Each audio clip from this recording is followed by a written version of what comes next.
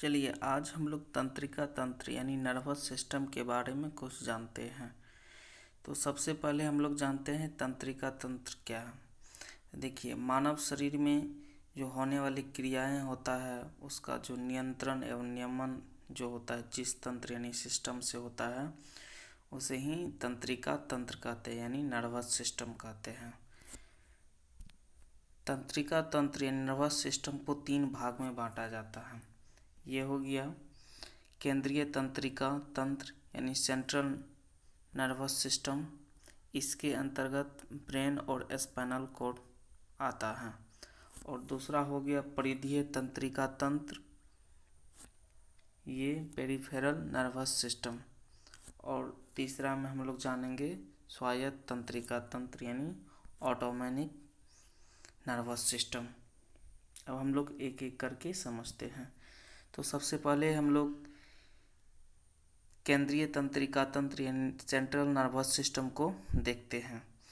इसके अंतर्गत हम लोग मस्तिष्क यानी ब्रेन और मेरुरज्जु यानी स्पाइनल कॉर्ड के बारे में समझेंगे। तो देखिए, ये हो गया ब्रेन, यहाँ हो गया स्पाइनल कॉर्ड।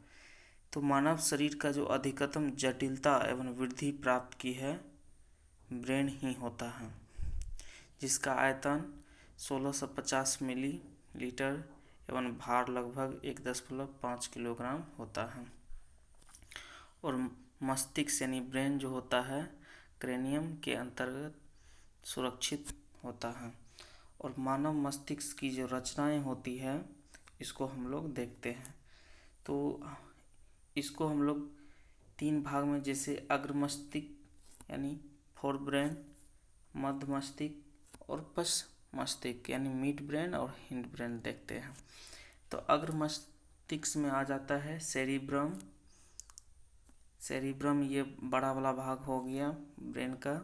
उसके बाद थैलमस और हाइपोथैलमस। मध्य मस्तिष्क में आ जाता है कार्पस कैलोसम, इसके बारे में हम आगे समझेंगे। और पश्च मस्तिष्क में आता है सेरिबेलम, पोन्स, मेडुला। इसके बारे में भी हम लोग एक एक करके समझते हैं आगे। अब सेरिब्रम के बारे में तो देखिए, मस्तिष्क का सबसे बड़ा भाग है यह, है ना। इसमें बुद्धिमत्ता, स्मृति, इच्छा शक्ति, ज्ञानवानी एवं चिंतन का केंद्र होता है, जो मस्तिष्क का 2/3 भाग बनाता है। और सेरिब्रम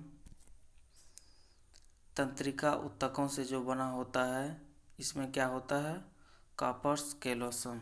इसको देख सकते हैं, ये कार्पस कैलोसम हो गया। अब हम लोग हाइपोथैलेमस का काम देखते हैं। इसका काम हो जाता है शरीर के तापमान, हृदय की धड़कन, जल संतुलन एवं दाब को नियमित करता है, यानी शरीर को समान स्थिति में बनाए रखता है। और भूख, प्यास, संतुष्टि, लैंगिक उत्तेजना ये सब को भी नियंत्रित करता है हाइपोथैलेमस। थैलेमस किसका है? तो थैलेमस में पेन यानी दर्द हो गया, ठंडा और गर्मी का जो पता चलता है किससे? थैलेमस से पता चलता है। तो इस प्रकार आप इसको समझें। अब ये दृक पिंड यानी ऑप्टिक लैब देखते हैं। ये देखने और सुनने दोनों क्रियाओं का केंद्र होता है।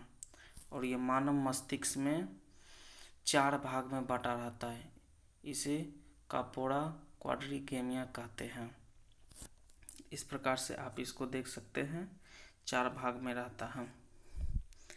यहाँ आप इसको देख सकते हैं, ब्रेन का जो फोर ब्रेन होता है अग्र मस्तिष्क, उसमें सेरिब्रम हो गया, थैलेमस, हाइपोथैलेमस, ये 3 भाग होता है।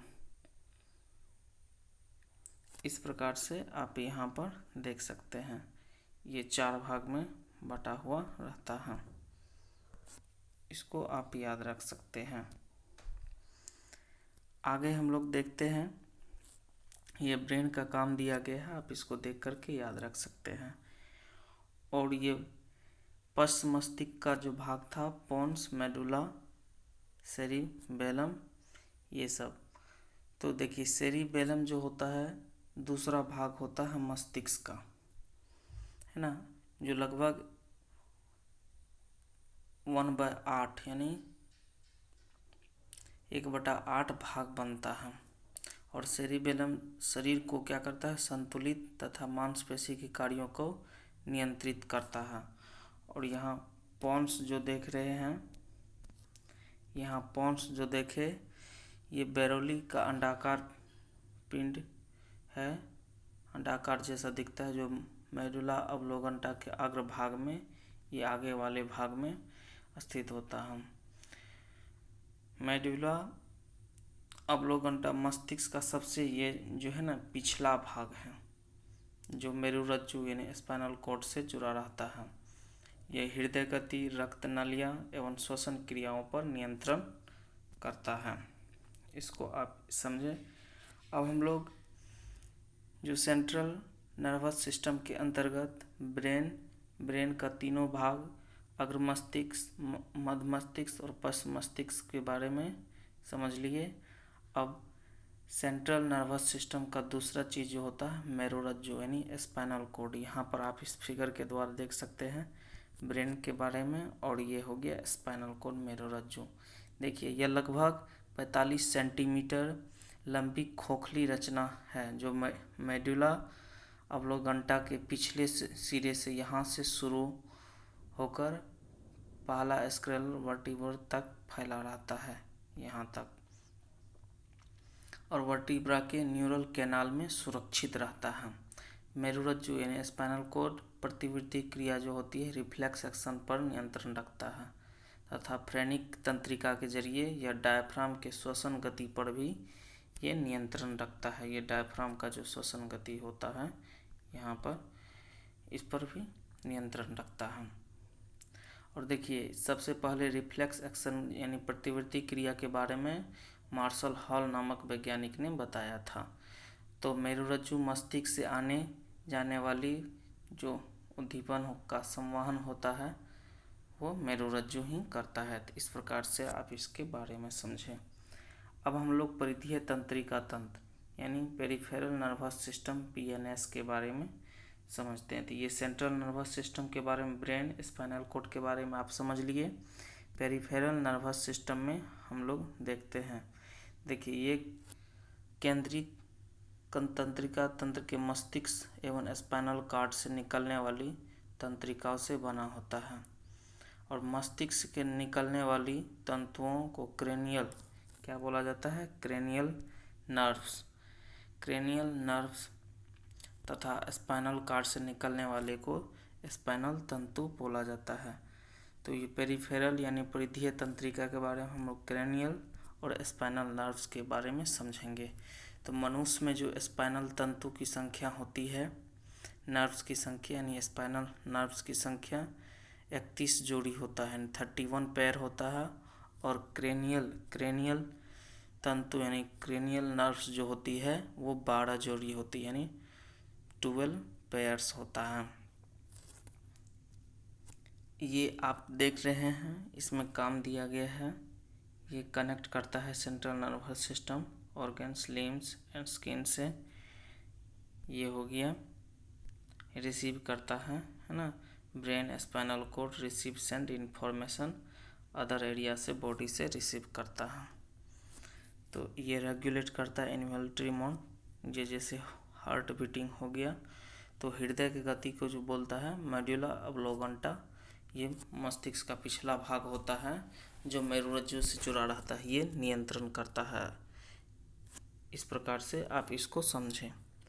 यहाँ पर सेंट्रल नर्वस सिस्टम और पेरिफेरल नर्वस सिस्टम के बारे में दिया गया है। तो सेंट्रल नर्वस सिस्टम थिंकिंग, सोचने का, और पेरिफेरल नर्वस सिस्टम में सेंसरी नर्वस सिस्टम, ये सब जुड़ा हुआ रहता है। तो आप इसको याद कर सकते हैं। यहाँ पर आपको सेंट्रल नर्वस सिस्टम के अंतर्गत क्या पढ़ना था, ब्रेन, स्पाइनल कॉर्ड। और पेरिफेरल नर्वस सिस्टम के अंदर क्या पढ़ना था, क्या जानना था, क्रेनियल नर्व्स और स्पाइनल नर्व्स के बारे में। इस प्रकार से आप इसको समझें। ये हो गया पेरिफेरल नर्वस सिस्टम। ये इतना भाग आता है इसमें, आप इसको देख सकते हैं। अब स्वायत्त तंत्रिका जो होता है, ऑटोनोमिक तंत्रिका, देखिए ये तंत्रिका तंत्र शरीर का जो अनैच्छिक क्रिया होता है, यानी जो बिना अपनी इच्छा से होता है, जैसे भोजन का पचना, पाचक रस का स्रवण, हृदय गति एवं रक्त का परिवहन जो होता है, ब्लड का ट्रांसपोर्टेशन, वृक्क यानी किडनी के अंदर जो मूत्र का निर्माण होता है, ये सब ये जो है ऑटोनोमिक यानी स्वायत्त तंत्रिका तंत्र के अंदर आता है। ये तंत्रिका तंत्र के दो भाग होते हैं। एक अनुकंपी तंत्रिका तंत्र होता है, इसका निर्माण जो है थोरेसिक एवं लंबर स्पाइनल तंतु के द्वारा होता है, जो निम्न यानी अलग अलग काम करता है, इसको आप समझ सकते हैं। जैसे स्किन त्वचा में जो रक्त वाहिनियों का संकीर्ण पतला पतला होता है, बालों का जो खड़ा हो जाता है क्योंकि ऑटोनोमिक यानी अपने आप हो जाता है, जैसे लार का श्रवण करना, क्योंकि ये सब अनैच्छिक क्रिया है होता है जो अपने आप होता है, जैसे हृदय का स्पंदन यानी हार्ट बीटिंग, आँख का पुतली का फैलना सिकुड़ना, ये सब जो होता है। फिर श्वेत ग्रंथियाँ के स्राव का प्रारंभ करना, आंत में जो होता है क्रमानुकुंचन गति को कम करना, मूत्राशय की पेशियों को फैलाना, श्वसन की दर को बढ़ाना, रक्त शर्करा के स्तर को बढ़ाना, आरबीसी की संख्या में वृद्धि करना, रक्त को थक्का बनाने में मदद करना, और इसके सामूहिक प्रभाव से भय, पीड़ा, क्रोध का पर भी प्रभाव पड़ता है। और स्वायत्त तंत्रिका का दूसरा होता है प्राणोकंपी तंत्रिका।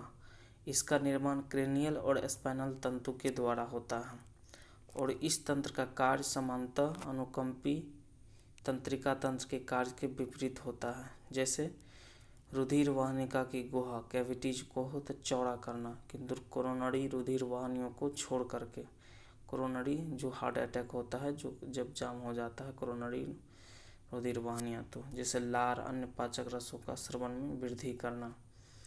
यह नेत्र का जो होता है पुतली का संकुचन करता है, प्राणोकंपी तंत्रिका, और आंत की भित्ति में भी संकुचन और गति उत्पन्न करता है। तो इस प्रकार से आप समझे तंत्रिका तंत्र का प्रभाव सामूहिक रूप से आराम और सुख की स्थितियाँ उत्पन्न करता है। तो ये स्वायत्त तंत्रिका तंत्र था, ऑटोनोमिक नर्वस सिस्टम, जो दो प्रकार के तंत्रिका तंत्र होता है, एक अनुकंपी तंत्रिका तंत्र, दूसरा हो जाता है प्राणोकंपी तंत्रिका तंत्र। इस प्रकार से आप नर्वस सिस्टम के बारे में जो कुछ समझे उसको आप याद रख सकते हैं।